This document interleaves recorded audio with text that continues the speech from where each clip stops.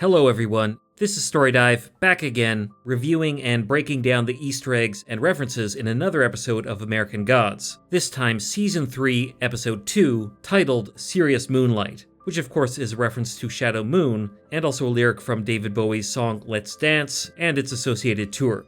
This episode was a bit more intriguing for me than the first episode of Season 3. There was a lot going on here, and a lot of interesting references to mythology and folklore, as well as Easter eggs and hints toward things we might see in the coming season. So without further ado, let's get to that. After the recap of last episode, the show starts out in the Wisconsin Territory in 1690. We hear the voice of what is likely a tribal elder recounting a creation story of this particular people. He says when the Great River, Mississippi, which means Great River originally in the Anishinaabe languages, gave birth to the first ones, they asked Inamehiwak, the Thunderbird, to watch over them. In the last episode, Whiskey Jack, aka Wisaki Jack, referred to the Thunderbirds as Enamaki, but actually in the Algonquin languages, there are several ways to say it, including Enamaki or Inamehiwak. Although I probably mispronounced both, but you get the gist. The Thunderbird is actually a symbol of the Anishinaabe people. The term Anishinaabe refers to several native nations, including the Ojibwe, Oji-Cree, and Algonquin peoples, among others. In the last episode, an Easter egg I missed was that when Shadow drives through Minnesota on the animated map, the lightning and thunder of the Thunderbird flashed, and the Viking statue Shadow was actually the symbol of the Thunderbird. The Elder also says the Thunderbird battles Mishikinubik, the horned serpent, which is the traditional enemy of the Thunderbird in mythology. This also might be the form Wisaki Jack was taking in the previous episode.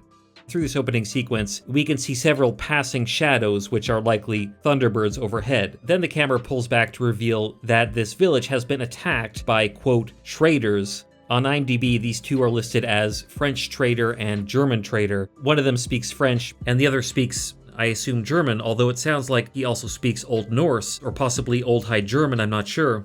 These two traders have slaughtered almost everyone in the village, but a bad storm is on its way. Likely this was summoned by this tribal elder, who called on the Inamehiwak to help them.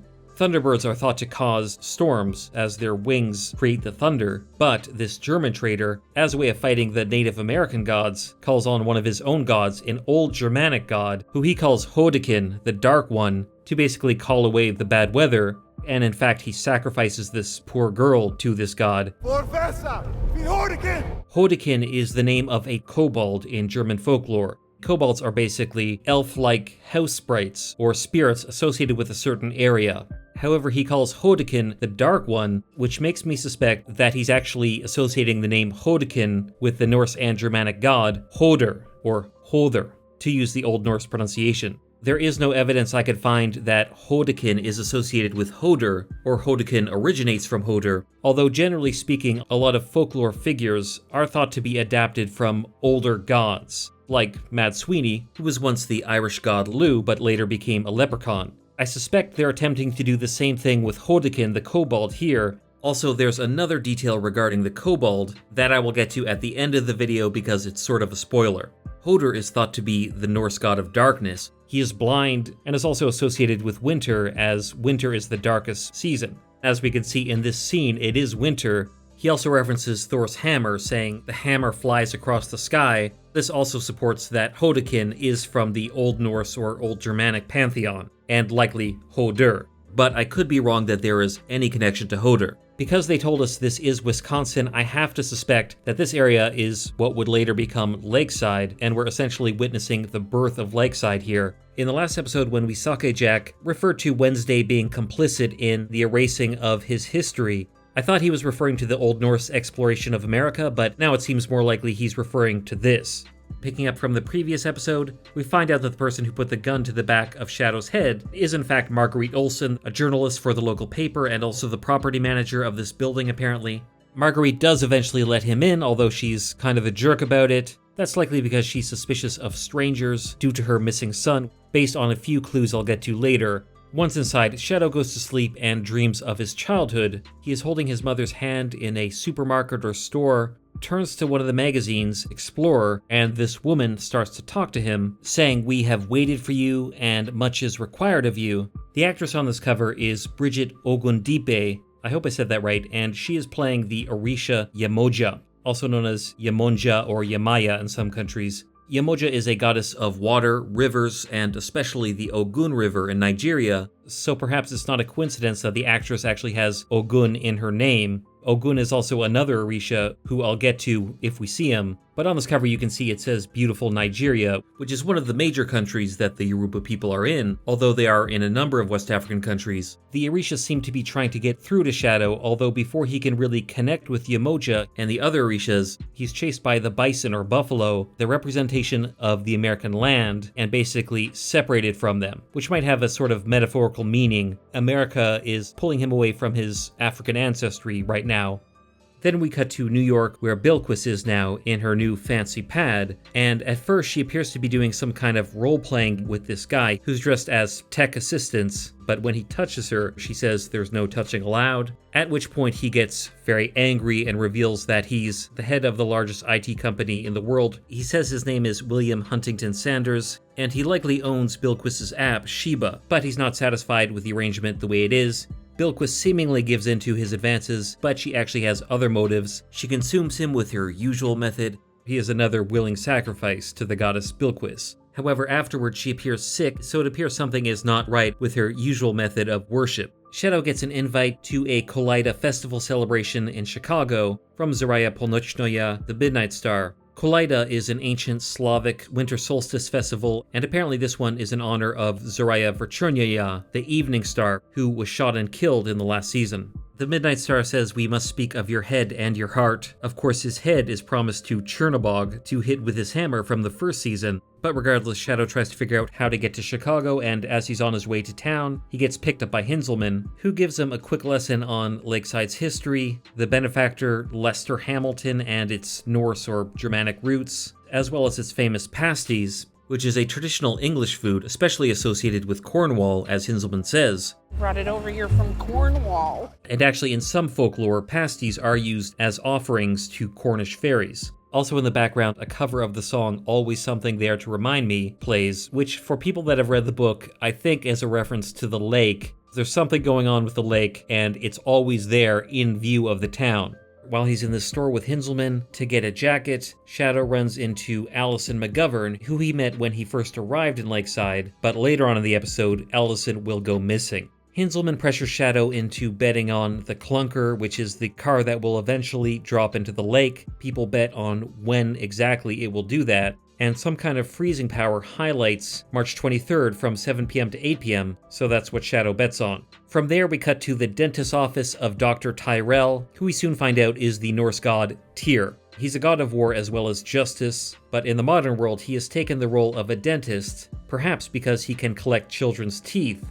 In Old Norse superstition, it was thought that children's teeth were lucky in battle, and after all, he is a war god. Some suspect the tradition of the Tooth Fairy goes back to the Old Norse tradition of Tanfei or Tooth Fee. So in a weird way, maybe Tyr is a kind of Tooth Fairy? Okay, not really. He's not the Tooth Fairy in the same way Odin is not Santa Claus, but it is an interesting detail.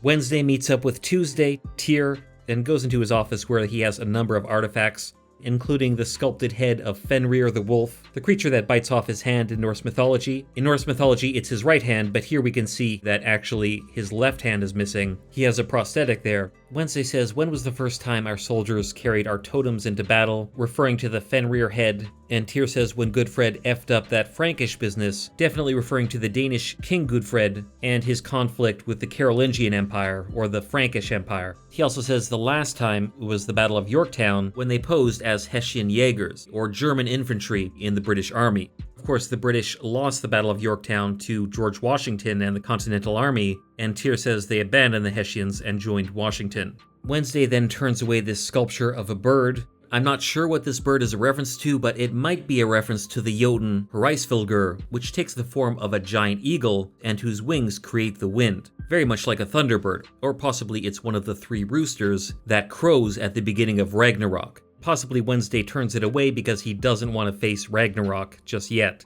Then Wednesday notices a Happy Solstice card from Demeter, the Greek goddess of the harvest, addressed to Dr. Tyrell, and of course he steals it so he can get Demeter's address. He also didn't receive an invitation to the Kaleida Festival in Chicago, so Tyr unknowingly lets him know where that is as well. Wednesday also gets a financial donation from Tyr, and before he leaves, Tyr addresses him in Old Norse. Meanwhile, back at Lakeside, the worst thing Chad Mulligan has to deal with at this point is a panty thief. Kinda reminds me of Haposai from Ranma 1/2. Then Chad helps Shadow secure a car so he can get to Chicago, which ends up being Marguerite Olsen's son, Sandy's car. And of course she's a bit hesitant to loan it out because Sandy has been missing, likely for about 2 years at this point. Eventually she relents, and again we see the logo of the Lakeside Thunderbirds. I think it's a sports team there. Checking back in with Salim, he appears to be back in Cairo at the funeral home with Mr. Ibis, although Mr. Ibis calls it Cairo, the traditional pronunciation. What brings you back to Cairo? Salim still isn't satisfied with the djinn leaving, and he wants to know for sure if the djinn loves him or not, but he decides to go with Mr. Ibis, who is invited to the Festival of Kaleida in Chicago.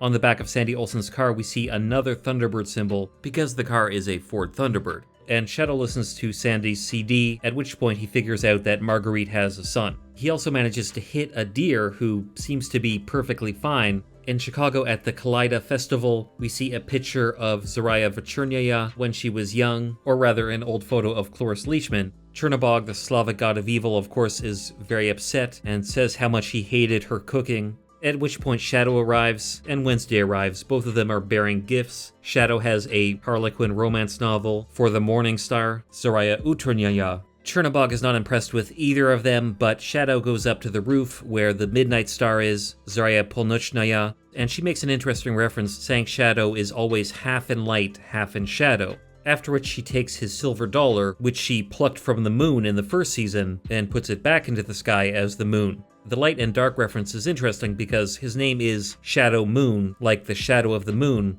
In a video which I will link below, I talked about Shadow's potential relation to the Norse god of light, Balder, but here she's saying he's half light and half darkness, so perhaps he's half Balder and half Hoder. While all this is going on, Wednesday and Chernobog are doing some kind of folk dance where they slap each other a lot and drink vodka. I hope they work their differences out. As Wednesday said earlier, they are surrounded by Slavic gods, so he's partially there to inspire and recruit them for his war. To the true gods! While Shadow is outside, he chats with Cordelia, who explains that she got kicked out of Hunter College for hacking and picked up her gig with Wednesday on Craigslist. But there seems to be something more to her story that she isn't telling us. In the background of the shot, you can also see an ad for a vodka called Evening Star Vodka. In other words, the vodka of Zaraya Vechernaya. When Shadow gets back to Lakeside, all of a sudden people are looking at him funny. They're suspecting him for the disappearance of Allison McGovern, and in fact, Chad questions him on this, although his answers check out. He then goes out into the woods to collect firewood because there's still no heat in his apartment, and he sees a peacock, which, if you didn't know, are not native to rural Wisconsin. It is very likely a manifestation of the Orisha OSHUN. Peacocks are a symbol of OSHUN, and she even transformed into a peacock in one story, so likely that's who this is. Because Shadow's story checks out, Marguerite cuts him a little slack and turns on his heat. He also returns the sticker with the Lakeside Thunderbirds logo on it, and asks about her son, but she doesn't quite tell him that her son is missing. Later, Shadow looks outside his apartment window and sees large shadows going over the lake, which I think is definitely a Thunderbird passing over the clunker on the lake. And over this we hear a version of an Old English ballad called Fair Margaret and Sweet William. Of course, Marguerite Olsen has a similar name. In this case, I think it's a reference to Marguerite Olsen missing her son, Sandy. But those are all the Easter eggs and references I noticed in this episode of American Gods. I would love to know if you noticed something that I didn't in the comments below, or if I got something wrong. I waited until the end of the video to say this, but the following is a spoiler from the book, so if you don't want to know it, click away now, or as I'm talking right now to give you a little bit extra time, a spoiler is coming. Earlier when I mentioned the kobold Hodekin, I didn't mention that another type of kobold is called Hinzelman. And of course in the book, Hinzelman is a kobold. They've changed a bunch of things from the book, and I don't know if Hinzelman in the series is also a kobold, but it's interesting that the Germanic trader invoked a kobold. We'll have to see how that plays out in the series. If you enjoyed this video, give it a like, subscribe to the channel, and hit the notification bell so you don't miss more videos like this. Check out my American Gods playlist linked on the screen, as well as my breakdown of Shadow's relation to Balder. Thanks for watching, and until next episode, or the day after next episode, until next time.